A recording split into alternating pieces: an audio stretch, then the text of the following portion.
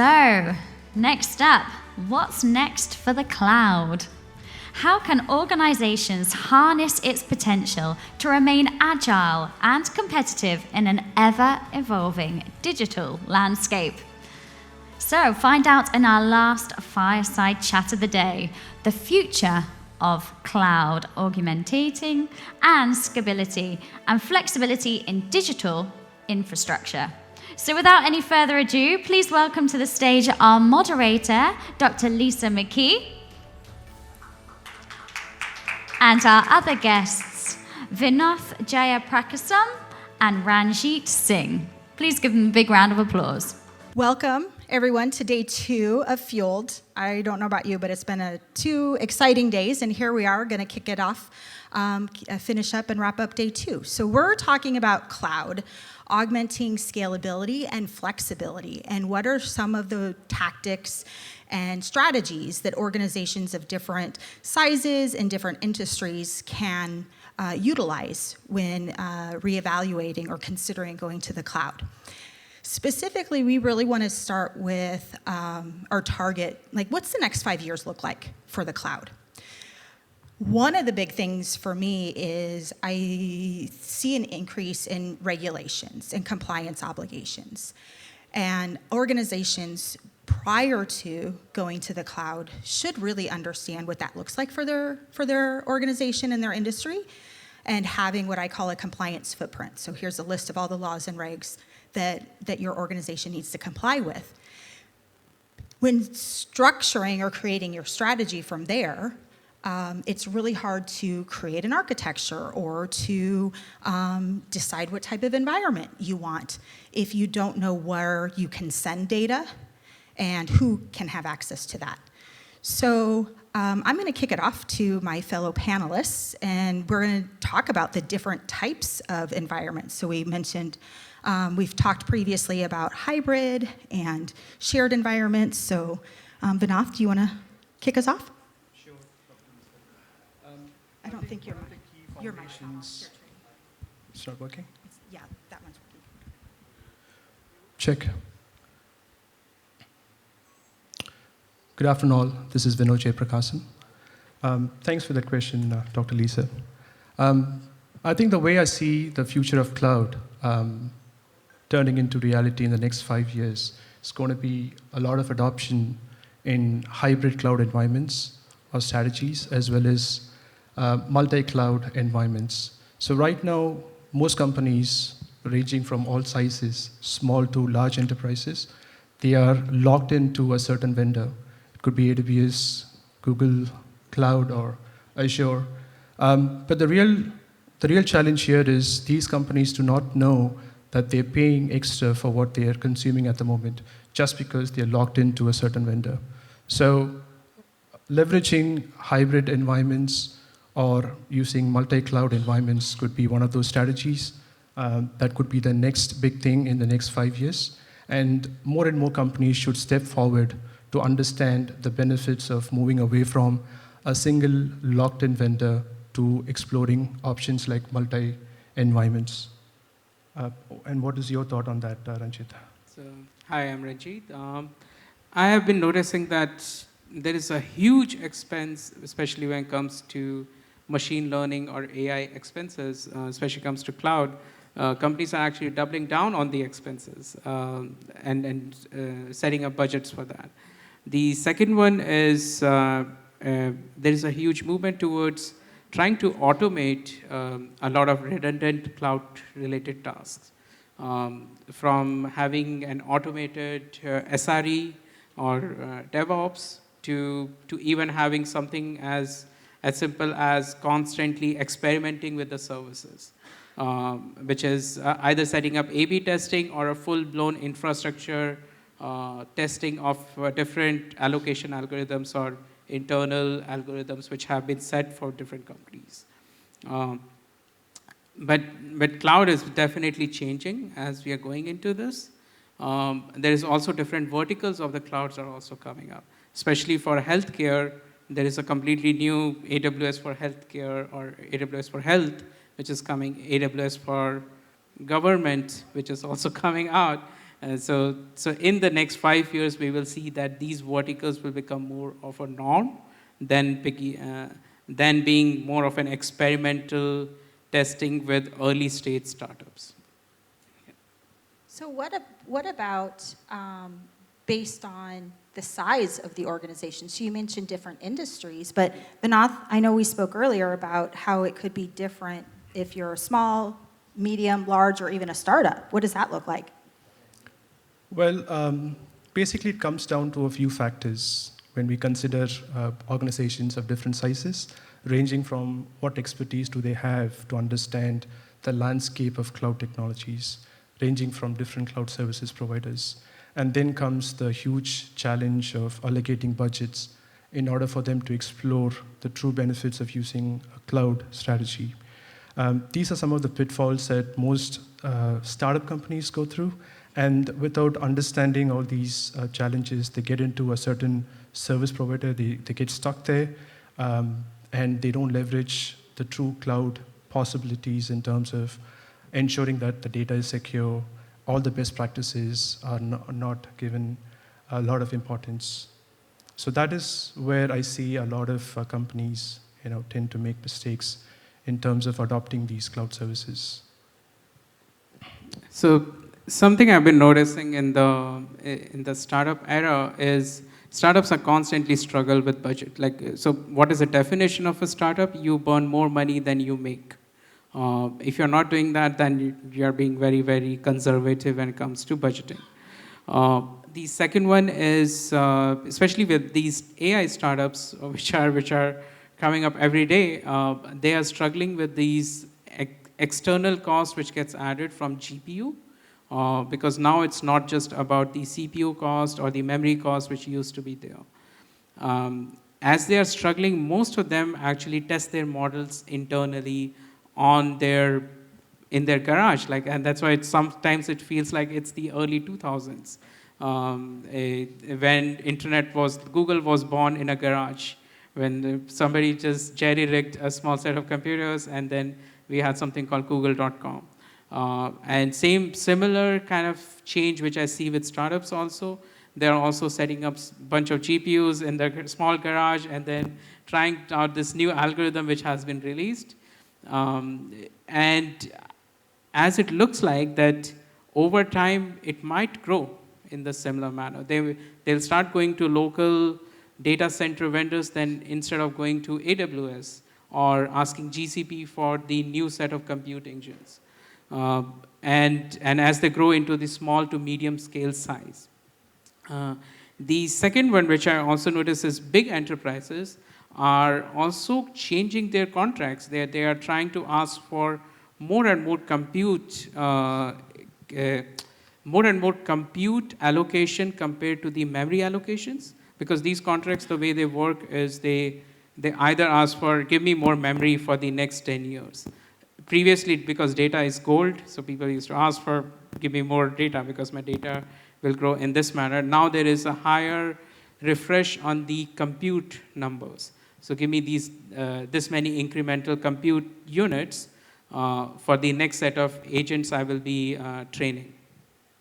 And that's definitely the case. There's also a huge movement towards making it cloud agnostic. So especially we will be entering in an era where companies will be bidding into different data centers, or let's say different data center providers like AWS and GCP, and working with that. There is a very famous project which goes along, which moves terabytes of data, called Skyplane. The way this project was able to do this, it was actually becoming cloud agnostic and be able to move terabytes of data within a couple of hours under a certain limited budget. So one thing I've noticed doing compliance and regulations is the headlines over the last 6 months, where executives, and it was in CIO magazine, it was Ernst & Young, there's been several others, the CrowdStrike incident that happened, and executives rethinking their strategy because the breaches from third parties, which cloud is a third-party provider, is growing exponentially year over year. It just continues to increase. and 82% of the data that's out in the cloud is stored in third-party environments. And that's in the Verizon data breach report. So we know that the data breach reports actually provide a lot of information around cloud and third parties. I see that just growing because of the compliance obligations. But Vinath, how do we use the cloud? Or if the articles are saying we should be rethinking the cloud, do you see people still, or organizations still going to the cloud or staying in the cloud? And what's that right strategy or conversation that should be happening? Well, that's an interesting question. So before I get back to your question, I observed an interesting point that Ranjit mentioned. In terms of setting up data centers in garages, what I also feel is there is a current research that is happening wherein they're working on hyper CPUs that are capable of doing or processing very similar to the GPUs, which means ultimately the costs are going to come down when this research is completed and when they are able to use the hyper CPUs for the same purpose of leveraging AI and ML. Getting back to your question, Dr. Lisa, I think some of the companies do not have the foundation knowledge of cloud, and the strategy, what they have done in the initial stages, may not have, have all the required information for them to take an informed decision, whether to stick with the cloud or to move out of the cloud. And you talked about the data breaches that happened recently.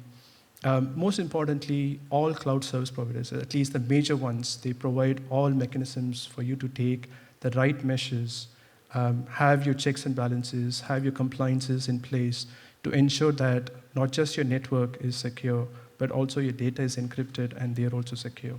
So I'm really surprised to see that a lot of companies have gone through the data breaches in the recent past. Most importantly, since I come from the AWS background, I can very well say that we have services that enable you to create your compliances, and these compliances would give you options to either ignore certain compliance checks that fail, which are going non-compliant, or you can take preventive measures or sending alarms to all the responsible people indicating that a compliance has gone non-compliant, or there are remediatory steps that can be taken as well, which means if something goes non-compliant, I would have my infrastructure automated to go back and fix those things to make it compliant again.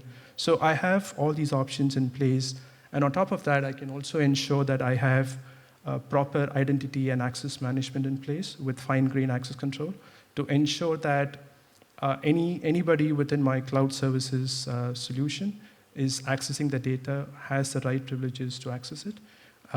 So we can probably look at different strategies like allowing the users to assume a certain role.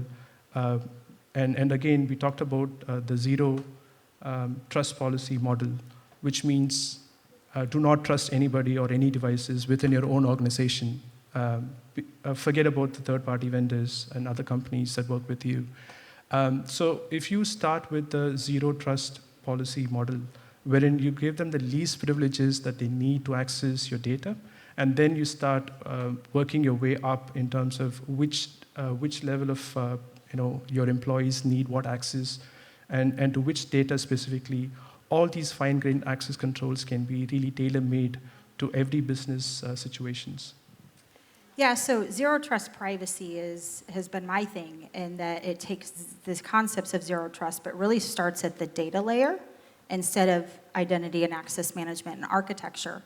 So going back to how we kicked this off with the compliance obligations, before you can do or should do, I am an architect, the environment.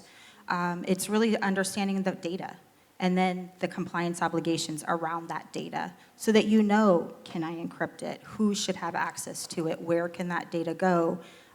Because cloud environments are intended to be redundant. The one thing that I see with that, though, comes down to the contracts. So we've talked about different environments, different security features, but what I often see is that the contracts are just for a service. Oh, you're going to get some AWS space or some, we're going to help you with identity and access management. But what does that really mean? And one of the things that I talk about is the need to have roles and responsibilities clearly laid out in your contract and prior to it being signed. Because when stuff goes bad, and it will, we've seen it happen all too often, then the finger pointing happens because I just have space, but whose problem was it to make sure it was secure or to make sure identities were protected? So ensuring not just that the contract is there and you understand what type of environment that you have, but if it is identity and access management as an example, who's responsible for that? Is the third party managing that on your behalf, where you submit a ticket and then the third party performs that action and then closes that ticket? Or is that still your responsibility and you just get the space or the environment? That's where I see a lot of the gaps. So when you talk about rethinking strategies, I feel like that's one thing that still gets lost. I would say it is predominantly a shared responsibility between all the three parties. The business, if you have a vendor who's taking care of your infrastructure, and eventually the cloud services provider. It's a shared responsibility between the three parties to ensure that you know what you're getting into, and you have a very clear structure in your organization who has to have access to what resources on the cloud. And accordingly, you supply this information to your vendor. The vendor will go through this list, ensure that all the permissions and policies are in place, create those respective roles within the cloud accounts. And again, we can have separate accounts for different departments, different product verticals, so on and so forth. So you can clearly dictate what levels of access you need to give to somebody to access these environments and resources at the end of the day. And from AWS standpoint, AWS gives you all the monitoring and auditing tools to ensure that if you are having a certain permission and policy in place, whether these are met as per the industry standards in terms of the security compliance and recommendations given by, I'm taking AWS as an example, but this applies to all the cloud services provider. So they do a constant check in terms of whether you're following the best practices. And oftentimes they send you reminders and notifications in terms of what could be done better. And if they see a gap in your current infrastructure in terms of the access and security aspects, they do send you notifications. So which is fantastic for small businesses to leverage this model, understand who needs to have the right access, and share that information with the corresponding stakeholders. Yeah. So I think an old friend told me something about cloud, and that made me laugh for 1 hour and then made me realize that that's what it is. So cloud is nothing but your software running on somebody else's machine. And then I was just sitting there and it's like, oh, is that secure? And it's like, yeah, and that guy is leasing it to you for money. And it's like, so not my friend then. So coming back to kind of fundamentals of the cloud is, over time, it's also not just the machine, it's the internet also. So the machine which is connected to the internet, that's also requires a certain level of security. Again, like coming back to like this startup analogy, startups start with not spending too much money on doing security. In fact, everybody has access to every machine out there. And that's how it gets started. But as they grow, they start facing these challenges that, oh, now we need to restrict the access, and then, oh, now we also need to get this certification. What we have seen in the last couple of years is there is a huge boom of this enterprise SaaS, which pushed a lot of companies to get these certifications early. Now we see more startups are getting SOC 2 compliance or ISO compliance than what it used to be maybe 5-6 years ago. The compliances are also changing and refreshing. ISO recently refreshed the 27001, if I'm correct, like I don't want to get this wrong, 27001 compliance after 10 years. Like the previous one was 2013, 2015, and then the next one happened recently, and it introduced a new concept called threat intelligence. What does that mean? It means that I only want to communicate with somebody at my level of not intelligence, like security threat level compared to the lower level. So suppose I'm Google and I'm operating at level 2 intelligence level. I don't want to have any software communicating with level 3. And that became very, very important in this outsourcing industry. The second one is when it comes to security and data, now companies are also storing a humongous amount of data. Like, this was never thought through, and like previously they started out, maybe we are just storing it to use it one day, and today is the day they are using it for training their own custom models, which is another set of problems which have also started. And I think we have a very fun story around a data breach which happened around ChatGPT. Why don't we start with that, Lisa? The one with the CrowdStrike? No, not the one with the CrowdStrike. The one where Samsung released their strategy. The future roadmap. Right. So we are talking about AI, actually, and the cloud, and just strategies around that, and how organizations that are looking to go to the cloud, how do you ensure that it's scalable and flexible for those that are wanting to also utilize AI technologies or machine learning. And the comment that I had made was making sure that your organization understands the type of environment that they have, because just like cloud, you can lock it down or it can be more openly exposed. And ChatGPT, when it was first early release, there was a headline in an article that a company had an employee put source code out there that now is freely available. And so like you're talking about, it makes me laugh, because when I gave my first talks on cloud, I'm like, guys, it's the internet, it's just somewhere else, right? Your data's just somewhere else. And it made me laugh as well, because not everybody understands that. So that's also another thing to understand and make sure that you're accounting for. You were talking about IAM and security, is making sure that if you're using AI technologies, machine learning, some of these IoT, we heard about that today as well, that you have a strategy that incorporates that into the strategy, and it's based on industry standards. So you mentioned 27001, which is the ISO security standard.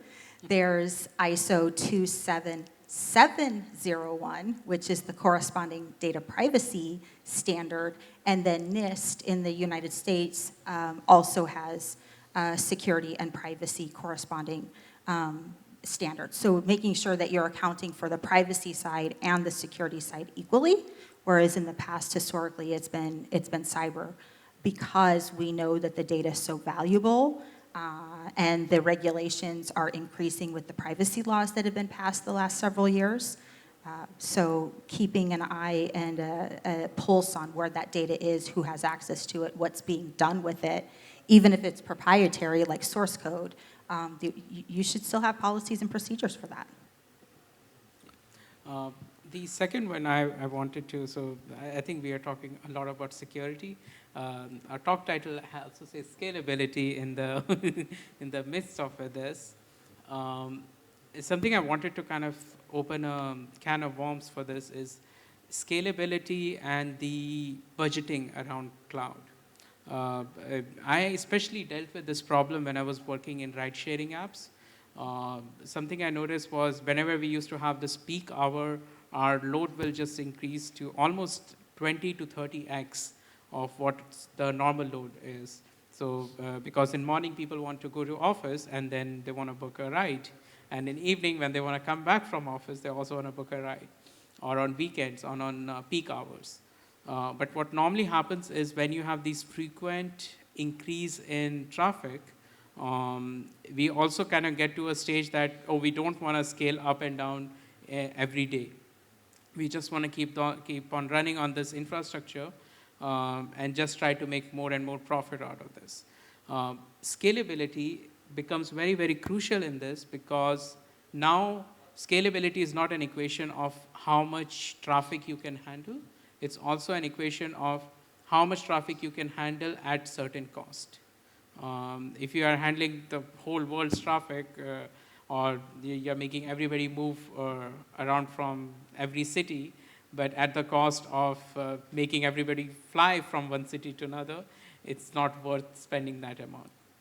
So certain things which I have personally noticed in the industry since the era of Uber and companies like Bolt, which has come in and especially talked about these technologies. Anomaly detection has become extremely common in the industry now. AWS has integrated in their monitoring. Datadog has done this. And especially startups are also leveraging this anomaly detection. The second one is experimentation at infrastructure level, which is testing out different databases or different infrastructures to see that how can it impact their cost.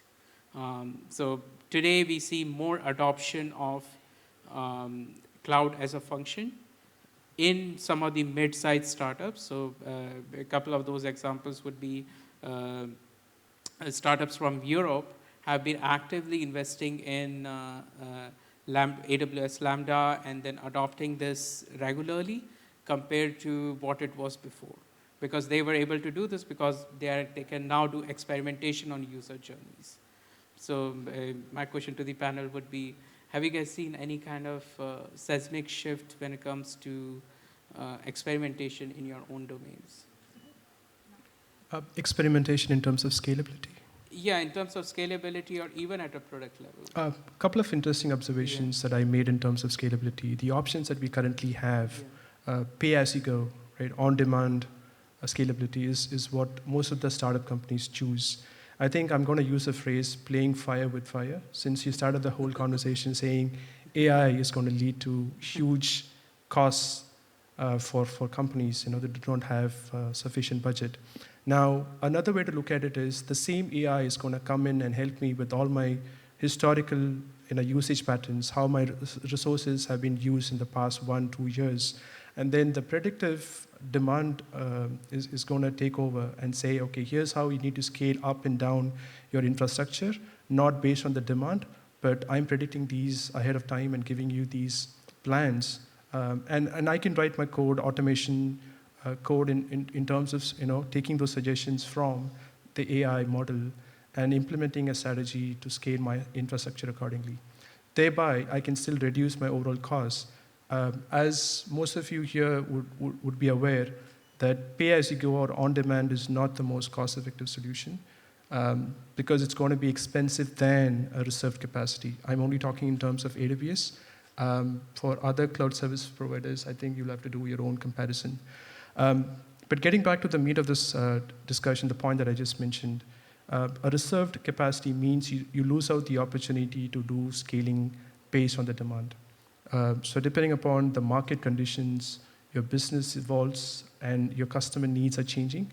Unfortunately, your reserved instances do not give you the liberty of scaling up or down depending upon these demands. And this is the reason why most of the companies go for pay-as-you-go or on-demand instances. And again, we talked about the cost there. So here is where the AI is going to come into the rescue and help organizations to predict the infrastructure needs according to their evolving business needs. I think I'm going to leave my thought with scalability in terms of cost and AI. And I'm just going to lean to Dr. Lisa for her thoughts on this. So my parting thoughts and advice is starting with your compliance footprint, because you can't solve any problems and be compliant at the same time if you don't know what those obligations are. Base it on an industry standard of some sort as a general guideline, whether that's ISO, especially for international organizations, or NIST if you're more stateside. Either are complementary security and privacy standards, but definitely want to make sure that you're in alignment with what the industry standards are, as well as those laws and regulations, and that should all be documented in your compliance footprint. Then from there, one of the things that we talked about previously was controls. Do you have all your controls in place? Do you know what services you have already sold? What's in your contracts? What are your obligations to your customers and to your clients? So that way when you're evaluating services for cloud and expanding AI or ML and other things, you understand what you need it to do. Because a lot of times people just make quick decisions without fully understanding the long-term impact that it may have. From there, then you can decide, Is it Azure? Is it AWS? Is it something else? What's the right fit for the problem, for the solution that's needed? So I think it's starting very elementary and basic. And it's never too late to have those conversations if you haven't had them already. Even if you're locked into a service provider, you can still change how your security is set up. You can still, negotiate contract, provisions and stuff if something's not crystal clear or not identified. It's never too late unless you don't start, right? If you haven't had the conversations and things are assumed, that's usually where problems happen. So my parting thought would be, don't just invest on memory, also invest on compute engines or wherever you can find these contracts on your cloud for the next 5-6 years. The second one would be AI is going to completely flip the equation for majority of the companies. The way you solve problems, start looking at AI first, and that will help you make decisions on the cloud. And the second one is scalability is going to be a very interesting equation in the next coming years. So it's not just going to be an equation of how much data we can store in cold storage. It also is how much data we will have on the wire. So especially with with the agents coming into play, they will be talking to each other. So what I'm talking about is AI agents talking to each other, and that's going to consume bandwidths, and that bandwidth is not going to come for cheap. So especially both of those two are going to impact the cloud. And especially edge computing is one more thing we forgot to even talk about it. That's also becoming one of the common patterns across industry. So Ranjit, Vinath, thank you, and thank you, Field, and everybody for sitting in on our panel. Shall we ask questions? Do you want to take any questions? Are there questions? Yes, in the back. Thank you. I was going to walk away.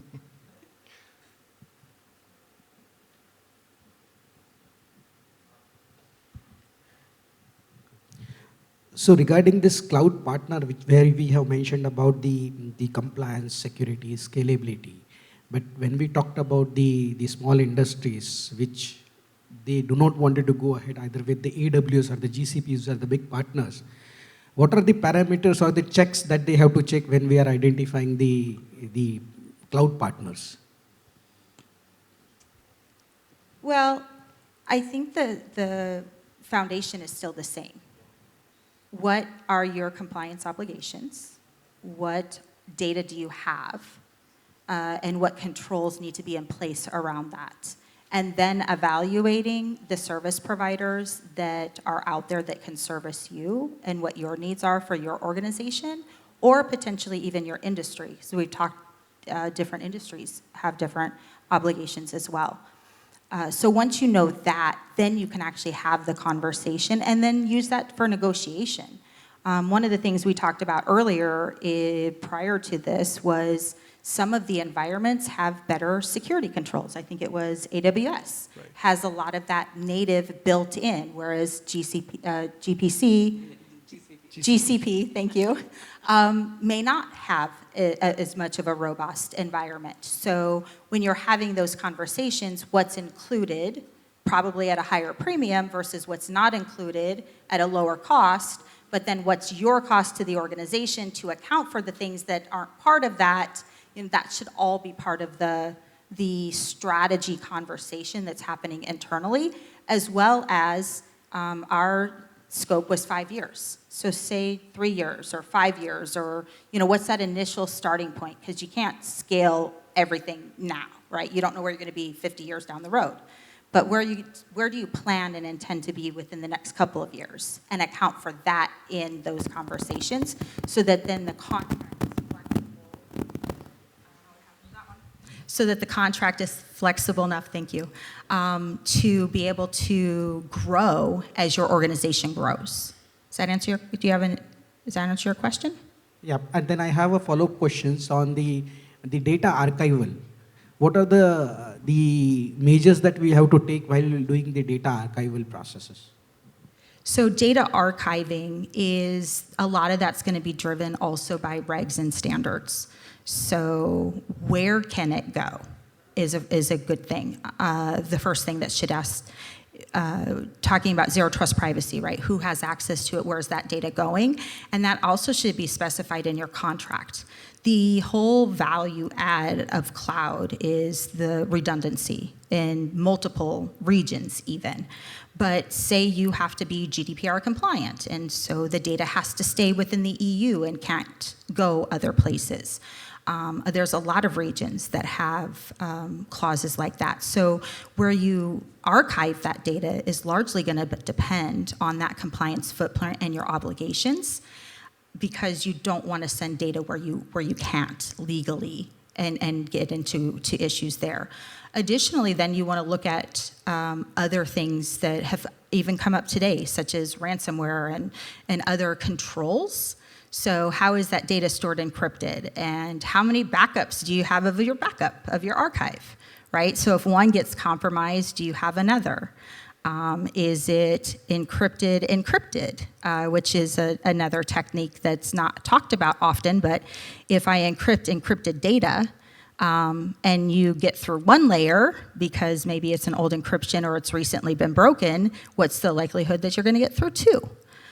Who has access to that data? So there's a lot of different controls and considerations that should all be part of that conversation for archiving the data as well as storage. Thank you.